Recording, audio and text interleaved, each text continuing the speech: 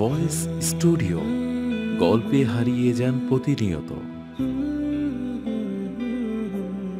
বান্দরবনের ট্যুর অসম্পূর্ণ করে আসার পর থেকে তুহিন টিকিটের জন্যে দৌড়ঝাঁপ পারছে। খুব তাড়াতাড়ি মালয়েশিয়াও চলে যাবে। তুহিন তার বাবা মহিন সাহেব ও ফাতেমা বেগমকে একসাথে এনে বসালো। মহিন সাহেব নিজের চশমা ঠিক করতে করতে বলেন, কি বাবা, কিসের এত জরুরি তলব বলো তো? তুহিন বাবার প্রশ্নের জবাব দিল না, বরং মাকে আদর করে বসতে বলল। বসো তো আম্মা, আমি তোমাদের কিছু বলতে চাই। কি বলতে চাস বলতো বাবা? টাকা পয়সা লাগবে? কিছু প্রয়োজন? না আব্বা, আসলে আমি অন্য একটা গুরুত্বপূর্ণ কথা বলতে চাই তোমাদের। ছেলের ইতস্ত ভাব দেখে বাবা মা দুজনই ভীত শঙ্কিত। ছেলের কি হলো আবার? কি বলতে চাইছে? দুজনই আগ্রহ নিয়ে তাকিয়ে রইল তার দিকে।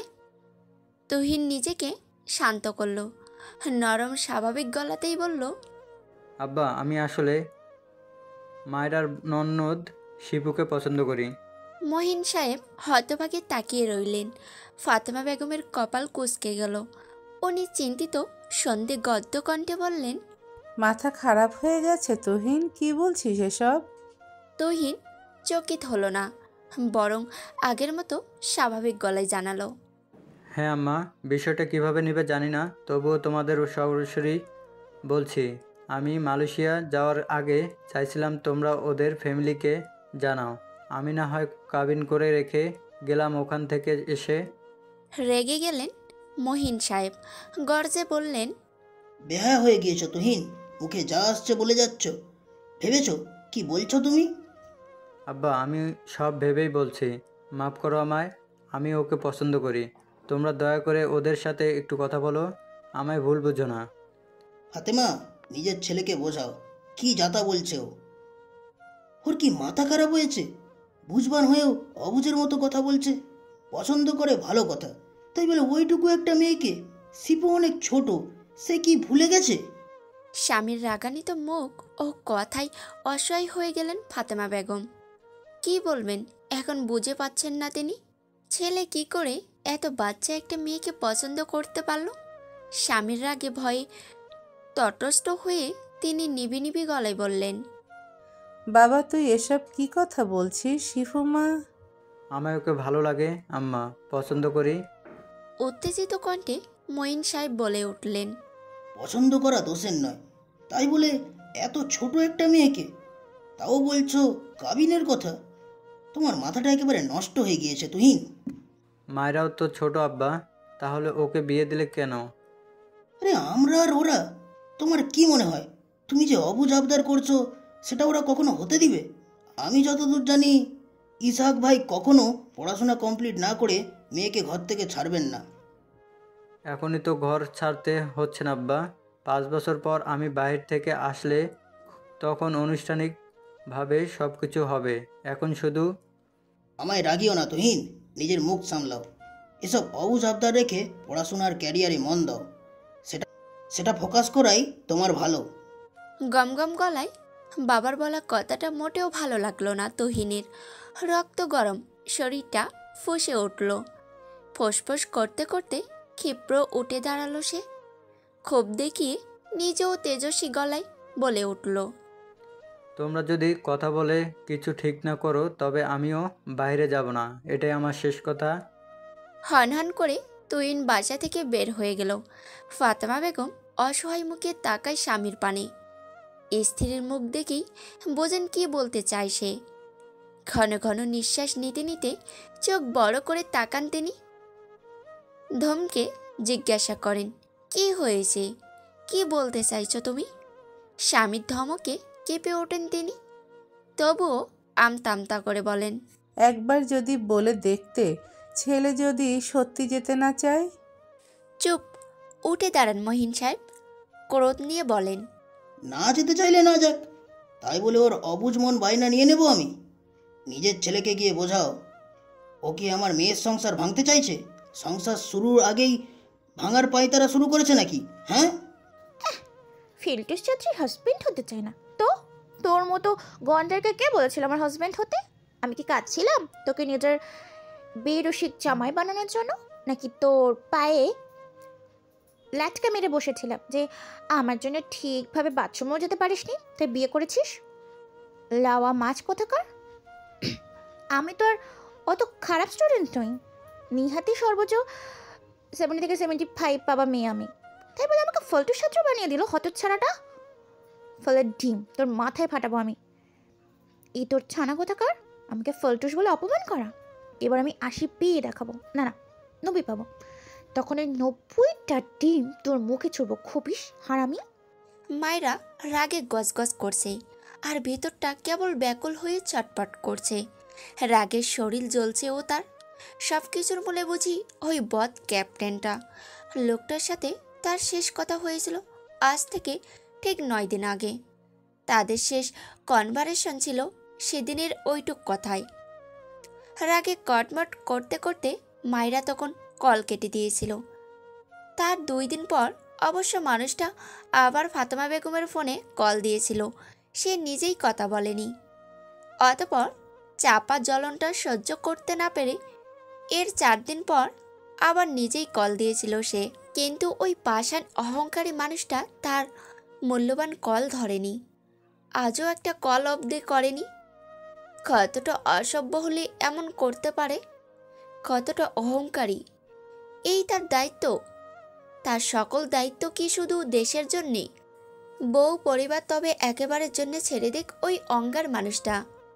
এই যে কাল বাদে পরশু তার পরীক্ষা, এখনো কত পড়া বাকি, অথচ ওই অসহ্য মানুষটার চিন্তায় সে মনোযোগ দিতে পারছে না, কেবল ছটপট করছে। প্রতিদিন সময় করে সে একবার তার খোঁজ নিতে পারে না। একটু সুইটভাবে কি তাকে ডাকা যায় না? নরম সুরে কথা বলা যায় না? কেন করে না ওইসব ওই জাদরেল মানুষটা? ধ্যাত, কেন তার বাবা মা এমন নিরস নিস্তেজ জড়বস্তুর সাথে তার বিয়ে দিয়েছিল? তাহলে তো আর তাকে মায়ায় পড়ে এই দিন দেখতে হতো না। হঠাৎ একদম ঝড়ের মতো মায়রার একটা কথা মনে হলো। সঙ্গে সঙ্গে বিস্তর চিন্তায় কপাল কুঁচকে নিল সে। বুকেও কাপড় চিপার মতো নিংড়ে উঠল। আসলে কি ঘটনা সত্যি? চিবুক ঝুলে গেল তার বিস্ময়ে। মন বারবার বলছে, আচ্ছা ওই মানুষটার কোনো শারীরিক সমস্যা নেই তো, না হলে সে এমন করবে কেন? বিয়ের পরও সমস্যা ব্যতীত কি আর কেউ নতুন বউকে এমন অবহেলা করে? এত দূরে দূরে থাকে যেন তাকে সহ্যই করতে পারে না। হয়তো লোকটা লজ্জায় তাকে কিছু জানাতে পারছে না, হতে পারে। আহারে। মায়েরা বিষণ্ণ মুখে কপাল চেপে ধরল। মলিন কণ্ঠে একলা রুমে বিড়বিড় করে উঠল, হায় রে আমার আধ ভাঙ্গা জামাই, এত সুদর্শন জামাই আমার, শেষমেশ কিনা অর্ধেক শক্তিমান। মায়েরা আরও বিড়বিড় করল। বই সামনে নিয়ে চুপচাপ বসে রইল। চোখ পাতার লেখায় থাকলেও মন পাখির মতো চটপট করে কোথায় কোথায় উড়ে বেড়াচ্ছে। তবুও জোর করে বইয়ের পাতায় মনোযোগ রাখার চেষ্টা করছে। যে করেই হোক সব সাবজেক্টে 90 না পেলেও 80 পেয়ে হলেও ওই 80 মুখে ঝামা ঘষার মতো ছুঁড়ে মারবে ওই ইতর লোকটার মুখে। তাকে ফেলটুস বলা? একটা চাকরি করে বলে কি নিজেকে খুব পটু মনে করে নাকি? আরে এসব চাকরি তো তুড়ির ব্যাপার, ঘুষ দিলেই কেল্লা ফতে। এসব নিয়ে আবার বড়াই হতচ্ছাড়াটার। মুখ ভ্যাংচালো সে তুচ্ছ সুরে। নিজের উপর যুদ্ধ করে যাও। একটু পড়াতে মন বসিয়েছিল, তাও মোবাইল ফোনটা সেই সংযোগ কাট করে দিল। প্রচণ্ড বিরক্ত হয়ে ফোন হাতে নিল। স্ক্রিনে জলজল করা পাষাণ ক্যাপ্টেন নামটা দেখে আতকে উঠল তার কোমল বুকটা। দরাম দরাম করে ঢোল পেটার শব্দ হলো সেখান থেকে। ভিতরে ধুকবোকানি বাড়লেও তার ঠোঁটে একটু হাসি ফেটে উঠল। ধরপড় করে রিসিভ করতে গিয়েও মনে হলো পাল্টা দানের কথা। মুহূর্তে মুখ পরিবর্তন করল সে। নাক ফুলিয়ে মনে মনে ভাবল, ধরবো না বেটা বচ্চাত, তোর কল আমি ধরবো না।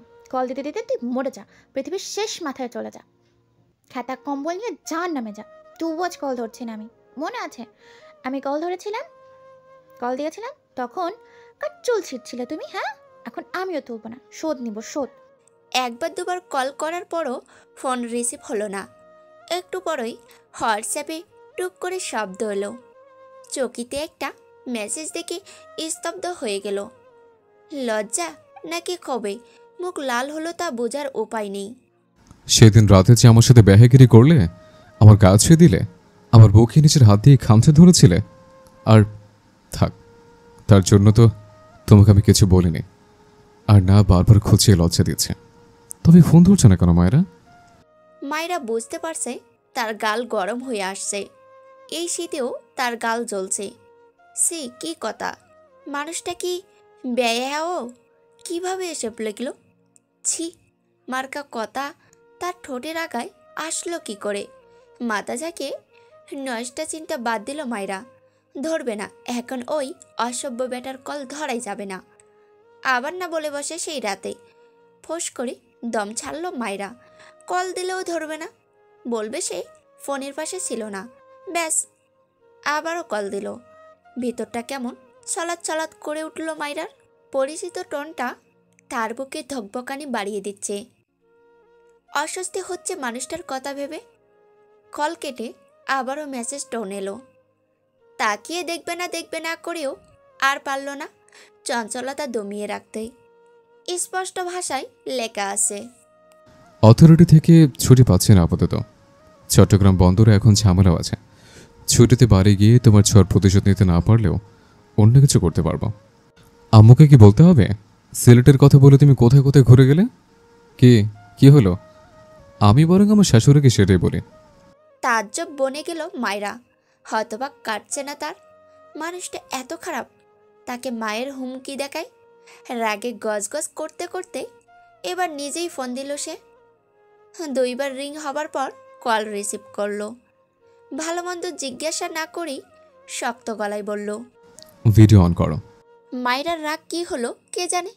রাগ ভুলে ঠিক কেমন প্রতিক্রিয়া দেখাবে তাও ভুলে গেল। শুধু হতবাক হয়ে বসে রইল।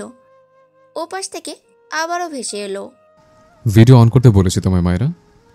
আমি মিসেস ফাহাদ ইহাম চৌধুরীকে দেখতে চাই। অদ্ভুত এক শিহরণ আচমকা ধাক্কা দিল মায়রার বক্ষপিঞ্জিরায়। হৃদয়ের স্পন্দন ক্রমাগত বেড়ে গেল ওই টুক কথার তাণ্ডবে। শরীরে বইল ঠান্ডা বাতাস। একটু আগের উষ্ণ বুঝি ঝাঁপিয়ে এবার বরফে জমে যাবে। লজ্জায় মাথা নুয়ে আনল সে। ঠোঁটে এক টুকরো হাসিও দেখা গেল।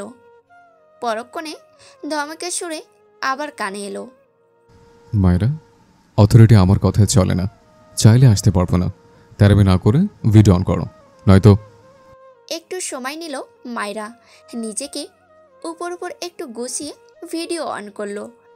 স্ক্রিনে ইহামের কঠোর মুখটা দেখে মাথা নোয়ালো সে। ইহাম চুপচাপ কিছুক্ষণ দেখল। অধর আড়ালে প্রসারিত করেই শক্ত গলায় বলল, পরশু এক্সাম, প্রিপারেশন কেমন? ফেলটুস মারবে না তো? মায়রার চট করে তাকালো। নাক ফুলে উঠল রাগে। মানুষটা কি তার সাথে ভালো করে কথা বলতে পারে না?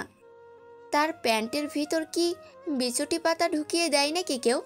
মায়রা মনে মনে ঠিকই করে নিল, যতদিন এই লোক নিজ থেকে এসে তাকে না গলাবে ততদিন সে গলবেও না, ভালোভাবে কথাও বলবে না। তাতে যা হবার হবেই। মায়রা বেকা গলায় জবাব দিল, ফালটুস মারবো, আর সেই ফালটুসের লাড্ডুগুলো আপনার মুখে চেপে ধরা হবে। বদ মানুষ একটা। মুখে চেপে ধরার মতো আর অনেক কিছু আছে মায়েরা, যেমন সবটা তুমি নিজে। আমার আবার লাড্ডু পছন্দ নয়, একদম তরতাজা সুইট ফেভারিট। তুমি চাইলে সেটা করাতে পারো। আমি সুইট নই যে টেস্ট কথাটা সম্পূর্ণ করতে পারল না মায়রা। বিষয়টার মূল ধরতে পেরেই থমকে গেল তার ঠোঁট। কটমট করে তাকালো ইহামের দিকে। লোকটার শয়তানি হাসি দেখে তার আরও বিরক্ত লাগলো। কটকট করে বলল, এই আপনি কল দিয়েছিলেন কেন আমায়? মায়েরা, পরশু এক্সাম, ভালোভাবে সেটাই ফোকাস করো। পড়াশোনা বাদ দিয়ে আজেবাজে চিন্তায় সময় নষ্ট করছো। আপনাই কেন বলবো আমি আজে বাজে চিন্তা করি? মনে হলো তুমি আমায় নিয়ে বেশ চিন্তিত। মায়রা হাঁসফাঁস করে উঠল। কি জবাব দেবে ভাবতে লাগলো সে। আমতা আমতা করে বলল, আমার কি আর খেয়ে দিয়ে কাজ নেই যে আপনার মতো আস্ত একটা বিপদ নিয়ে চিন্তা করব? পরশু কি এক্সাম? বাংলার প্রথম। ইংরেজি থেকে বাংলা কঠিন একটা সাবজেক্ট, জানো তো? ঠিক তোমার মতো। সহজ সরল লাগলেও বুঝতে গিয়ে দেখো জটিল। আমি জটিল এটাই বলছেন আপনি? তুমি সুইট, আমার কিন্তু সুইট ফেভারিট। আমার পড়া আছে, আপনার অশুভ মার্কা কথা শোনার জন্য আমি হাই হুতাশ করে বসে নেই। ও পাশ থেকে এবার ইয়ামের শান্ত গলা শোনা গেল। মায়েরা, শিফুকে বান্দরবন যাওয়ার জন্য তুমি রাজি করিয়েছিলে, তাই না? থমকে গেল মায়রা। কি জবাব দেবে বুঝলো না। ভালোভাবে তাকিয়ে দেখলো ইহামকে। মানুষটার শান্ত সহজ রূপটা কেমন ভরকানোর মতো। ভিতর হৃদয় ত্রাসে কথা বলল গুনগুন করে। জবাব দাও মায়েরা। মায়রা মুখ কালো করে মাথা নুয়ে নিল। তা দেখে ফিসেল হাসল ইহাম। আবারও ধীর কণ্ঠে শুধালো, সেটা তুহিনের কথাতেই, তাই তো? সংকুচিত মুখে তাকালো মায়রা। সব উড়ে গিয়ে এবার খানিক ভয় হলো তার। মানুষটা এমন করে হাসছে কেন? সে মার কাছ থেকে শুনেছে ভাইয়ের বক্তব্য, বুঝেছেও ভাইয়ের পছন্দ, কিন্তু নিজের জন্যে শিপুকে জোর করে রাজি করানোটা তার ঠিক হয়নি। এই মানুষটা নিজের নীরব শান্ত হাসিতে যেন সেটাই বোঝাতে চাইছে। বিয়ে কি একদিনের ব্যাপার? তাকাও আমার দিকে। আস্তে ধীরে মায়েরা চোখ তুলে তাকালো। করুণ মুখ তার। ইহাম আবারও শান্ত গলাতেই বলল, বিয়েটা কি মনে হয় আমাদের মধ্যে সবার কাছে এমন? বিয়েটা দুটো ছেলে মেয়ের, দুটো পরিবারের সারা জীবনের একটা বন্ধন। একজনের থেকে আরেকজনের এজ গ্যাপ বেশ গুরুত্বপূর্ণ একটা ব্যাপার। তোমার এখন 18 হয়নি, আর আমরা 28। বুঝেছ ব্যবধানটা? পরিস্থিতিটা দেখছো আমাদের দুজনের? সেখানে তুহিন অলরেডি 25, শিফু এখনো 16-এর গণ্ডিতে। 9 বছরের ব্যবধান। সেখানে তুহিন কিভাবে এসব কথা বলতে পারে? আর মাথা মোটা তুমি কি করলে? ভাইয়ের কথা রাজি হয়ে গেলে গবেচের মতো। শেষের দুইটা বাক্য চাপা ধমকের সুরে বলে উঠল ইহাম। শত শত মাইল দূরে থেকেই সেই ধমকে কেঁপে উঠল মায়রা। আদো আদো চোখে তাকিয়ে দেখতে পেল ইহামের লাল লাল চোখ। তা দেখে আতঙ্ক বাড়ল মেয়েটার। চোখগুলি তরাসে ডুবু ডুবু। তুমি কেন ওকে রাজি করাতে গেলে? তুহিন বলবে, তুহিন বলবে আর তুমি সেটা করবে? এত বাধ্য মেয়ে তো তুমি নাও। শান্তভাবে বলছি মায়েরা, জবাব দাও। মায়রা একটু সময় নেয়, কাপা কাপা গলায় জানাই, ভাইয়া বলেছিস শিফুকে নিয়ে গেলে আমাকে নিয়ে যাবে, তো তাই। তাই তুমিও গোবর মাথা নিয়ে সেটাই করলে। স্টুপিড। এখানে আসার এত তোড়জোড় করছিলে কেন তুমি? শিফুকে কেন টানতে গেলে? ইহামের চিৎকারে মায়রার চোখ দিয়ে এবার পানি গড়িয়ে পড়ল। কম্পিত ঠোঁট লাল হলো। থেমে থেমে জবাব দিল, ভাইয়া শিফুকে জাস্ট শাট আপ ননসেন্স। তুমি বাচ্চা না মায়েরা। বিবেক বুদ্ধি যে নেই তেমনটাও না। আমাদের আন্ডারস্ট্যান্ডিংটা দেখেছ? 3 মাসের ওপরে চলে। কেউ কাউকে বুঝেছে এখনো? মিনিমাম ভালো করে কথাটা পর্যন্ত হয় না। তুমি তোমার মতো ভাবো, আর আমার ভাবনাটা আমার মতো। ফলশ্রুতিতে সম্পর্কটা কোথায় সব দেখো কি করে করতে পারলে? মায়েরা শিফু এখনো ছোট। তুমি কি গাধা নাকি? ভাইয়া শিপুকে পছন্দ করে, তাই তাদের সম্পর্কটা ভালো হবে। কিন্তু আপনি তো আমায় পছন্দ করেন না, আপনি পছন্দ করেন অন্য শাড়ি পরা মেয়েকে। তাই আমাদের সম্পর্কটাও জায়গার দূরত্বে চেয়ে ভালো বহুত গুণ বেশি। মায়রা খুব করে বলতে মন চাইছিল কথাগুলি, কিন্তু পারছে না। মানুষটার ধমক, কথা বলার ধরন তার গলা কাঁপিয়ে দিচ্ছে। নীরবে টুপ টুপ করে কাঁদছে মেয়েটা। ল্যাপটপের স্ক্রিনে মায়রার দিকে ভালো করে তাকালো। প্রতিটি বিন্দুর দিকে নজর দিল সে। লাল চোখ, নাক, কাপা ঠোঁট সব দেখল। তার ওই কন্দনরত অবস্থা হঠাৎ বিগড়ে দিল ইহামকে। শান্ত করতে চেয়েও পারল না। মেজাজ খুব খারাপ লাগছে তার। চেঁচিয়ে বলে উঠল, একদম আমার সামনে কাঁদবে না। কাঁদতে হলে আড়ালে কাঁদো। স্ক্রিনের সামনে গাধার মতো কাঁদছো কেন ইডিয়েট? তুমি কেউ খেয়ে ফেলেছে? মাথা মোটা গর্ধব একটা। এক্সামগুলি ভালো করে দেওয়া চাই। রেজাল্ট খারাপ হলে এসে একদম মেরে ফেলবো। ক্যাম্পে গার্ডেনের দিকটায় ইহাম চুপচাপ নীরবে দাঁড়িয়ে আছে। হাত দুটি খুব শক্তভাবে মুষ্টিবদ্ধ করে পিছনে ঠেকিয়ে রাখা হয়েছে। বুক ফুলিয়ে টান টান সিনা নিয়ে দম্বের সাথে দাঁড়িয়ে আছে আনমনি। গৌধূলির আবার চারিদিকে নিজস্ব কিরণে মনোহর করে ফুটিয়ে তুলছে বসুমতীকে। ব্যক্তি জীবনকে খুব একটা প্রাধান্য সে কোনো কালেই দেয়নি। চাকরির আগের সময়টায় পড়ালেখা আর ক্যারিয়ার নিয়ে কাটিয়েছে। নিজের পছন্দ মতো এত ভালো একটা পদে চাকরি পাওয়ার পর থেকে নিজের সবটা উজাড় করে দিয়েছে কেবল নিজের দায়িত্বে। খুব নিয়ম কানুনে চলা ওই শক্ত মানুষটাও যেমন এখন কোনো কারণে হাঁপিয়ে যায়, যেন কোনো একটা কিন্তুতে এসে সর্বস্বটা থমকে যায় তার। বুকটা আজকাল তার ভাল লাগছে, ভিতরটা কেমন ফাঁপা ফাঁপা লাগে বড্ড বেশি। তার এই অবস্থার মূল কেন্দ্রবিন্দু যে কোথায় এসে ঠেকেছে তার হদিশও আছে তার কাছে। এই পর্যায়ে এসে মন বারবার বলে এখন একটু নিজেকে সময় দেওয়া প্রয়োজন। একান্ত ব্যক্তিগত কিছু সময় তার বেশ অত্যাবশ্যকীয় হয়ে ঠেকেছে। আর যাই হোক, এই ফাঁপা অস্থির ভাবটা কাটিয়ে শান্তি স্থাপনের জন্য হলেও আবশ্যক। মায়রা নামক অস্থিরতাটাকে এবার লাগাম টানা প্রয়োজন। সম্পর্কটার স্রোতটা কোনো দিক দিয়ে বেগতিক হারে বয়ে যাচ্ছে তা বেশ অনুধাবন করতে সক্ষম সে। শুধু ওই বোকা মাতামোটা মেয়েটাই নিজের ঘাততেরামি আর বাচ্চামিতে আটকে আছে। 4 মাস 10 দিনের কাছাকাছি চলে তাদের বিয়ের, তবুও কোনো কিছুই ঠিক নেই তাদের মাঝে। যত যাই হোক, এবার সরাসরি বসে হলেও একটা পর্যায়ে যাওয়া খুব প্রয়োজন। বিয়ে কি আর বইয়ের সাথে শুধু ঝগড়া আর তেরামি সহ্য করবে বলে করেছে নাকি? বইয়ের বয়সের অপেক্ষা করতে করতে কি বুড়ি বয়সে আদর সোয়াগ পাবে তার? ভাবনা ছেদন ঘটে ইব্রাহিমের ডাকে। হঠাৎ নিরিবিলি পরিবেশটা ঝনঝন করে ওঠে। ক্যাপ্টেন কর্নেল শিহাবুদ্দিন স্যার আপনার অপেক্ষা করছে। জরুরি বিষয় ডেকে পাঠিয়েছেন উনি। কপাল কুঁচকেই তাকালো ইহাম, চকিতেই বিড়বিড় করলো। জরুরি তলব? আমার দায়িত্ব চাপিয়ে দিবে নাকি স্যার? ওদিকে বইয়ের রোগে আমি আদমর হয়ে যাচ্ছে, এবারে কিছু হবে না নাকি? এ জীবনে মনে হয় না আমার বাচ্চা বয়স সোহাগ পাওয়া হবে। কাজ আর দায়িত্বের ঘাড়ে চড়তে চড়তে কবর অপেক্ষা করবে গো মাবুদ। মায়েরা একটু স্বস্তি বোধ করছে। কালকেই টেস্ট এক্সাম শেষ হয়েছে, এবার যেন একটু হলেও দম নিতে পারছে। পরীক্ষা আসলেই মনে হয় কেউ তার গলায় ছুরি ডেবে ধরছে। দমটা সবসময় আটকে থাকে। অতঃপর পরীক্ষা শেষের কয়েকটা দিন যেন আকাশ বাতাস এক হয়ে যায়। যদিও এমন মরমর করে কখনোই বইয়ের সামনে বসে থাকে না সে, কেবল ওই জাদরেলটার কথার রেশে জেদ ধরেই পড়াতে বসেছিল। যদিও একদিক থেকে তার খুব ভালোই হয়েছে, পরীক্ষাগুলি খুবই ভালো হয়েছে, তাই মনটাও ফুরফুরা। মাকে খুব করে রাজি করে নিয়েছে আজই ফুপির বাসা থেকে 4 থেকে 5 দিন থেকে আসবে। সেজন্যই রেডি হচ্ছে সে। 3 মাস পর আবার ফাইনাল এক্সাম। এখন কয়দিন একটু রিল্যাক্স না থাকলে ব্রেন আউট হয়ে সে মারাই যাবে। তাছাড়া মিথিলা আপুর সাথেও একটু জম্পেশ কথা বলা যাবে। ওই বদ মানুষটা নিয়ে একটু আলোচনা করা যাবে। সেদিন জবরিলের মতো যে ধমকিয়েছে, তারপর আর কথা তেমন কথা হয়নি। পরীক্ষা দিন মেসেজ করেছিল, এক্সামটা মন দিয়ে দিও মাইরা, বেস্ট অফ লাক। নিকুচি করেছে তার বেস্ট অফ লাকের, গুলি মারি তার লাকের।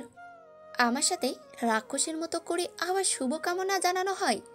স্যাদরের হাড্ডি, ঢ্যাঁড়সের ঢ্যাঁড়স। বকতে বকতে সে আর রিপ্লে করেনি। অনবদ্য বাতাসে বেসামালভাবে উড়ছে মায়রার উন্মুক্ত চুল। গাড়িও চলছে আপন গতিতে। গটগট করে কয়েকটা পিক তুলে ডেতে দিল। আজ আসলেই অনেকদিন বাদে তার মনটা ভালো। অনেকদিন পর মিথিলা আপুর সাথে দেখা হবে। বাবাও বলে দিয়েছেন 2 থেকে 3 দিনের উপরে সে যেন না থাকে। বাবা দিয়ে আসতে চাইলেও সে রাজি হয়নি। অনেক আবদার করে একা আসতে পেরেছে। আজ কেবলই মুক্ত পাখির মতো উড়তে মন চাইছে।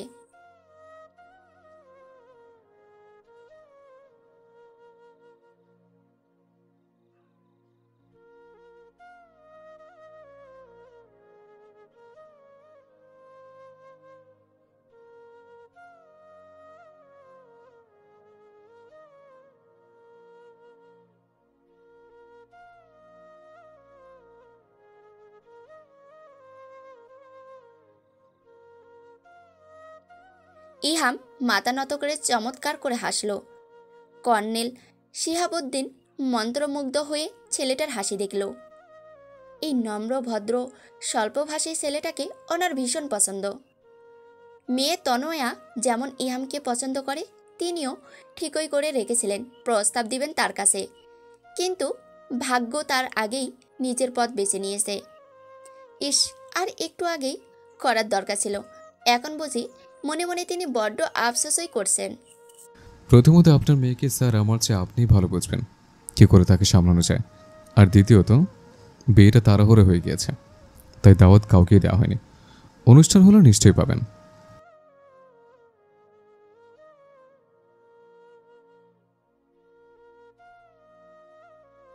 এই সামান্য কারণে কোনো শাস্তি হতে পারে এরকম কোনো নিয়ম কিন্তু নেই স্যার।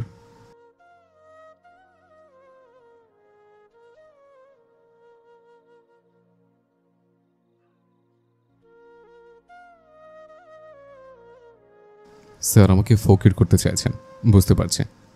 এই শাস্তি মঞ্জুর তবে?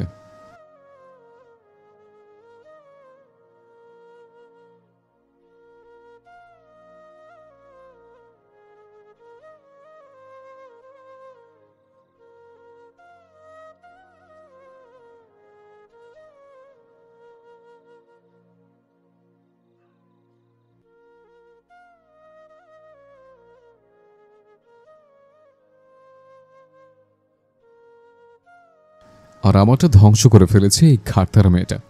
তেনা তেনা না, ভরসা ওঠে বুঝি বাকি। চিন্তা করবেন না স্যার, সেটা মনে হয় করে ছাড়বে ওই বেয়াদব মেয়েটা। আমাদের বিবাহিত জীবনটাই বেদনার, তিক্ততার।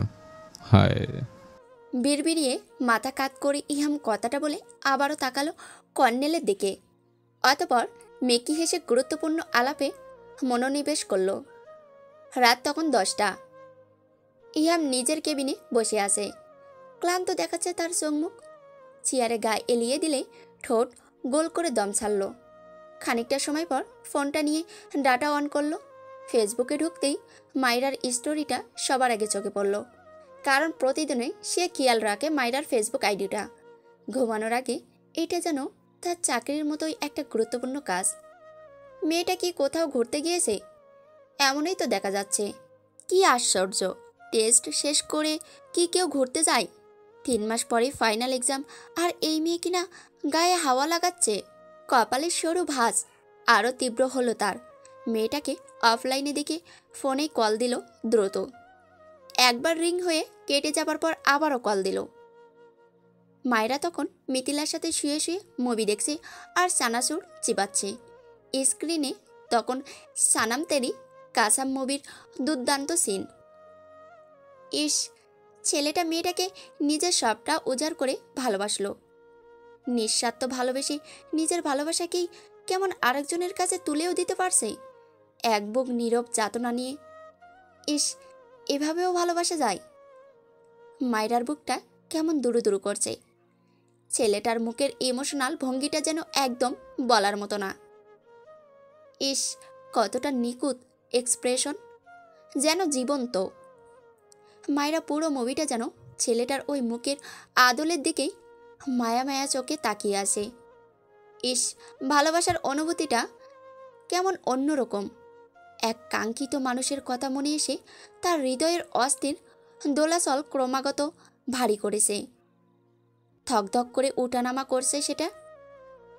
আচমকা ফোনে কল আসায় বড্ড বিরক্ত হলো সে। পাশ ফিরে নিজের ফোনের দিকে তাকিয়ে ইহামের নাম্বারটা দেখি আতকে উঠল। এই বেটা এখন কল দিয়েছে কেন তাকে? একটু নড়ে চড়ে উঠে বসল সে। মিথিলা আপুর দিকে তাকিয়ে দেখল সে গভীর ধ্যানে আছে মুভির দিকে তাকিয়ে। আস্তে আস্তে করে উঠে গেল সে। ব্যালকনির দিকে ত্রাস গতিতে এগোলো।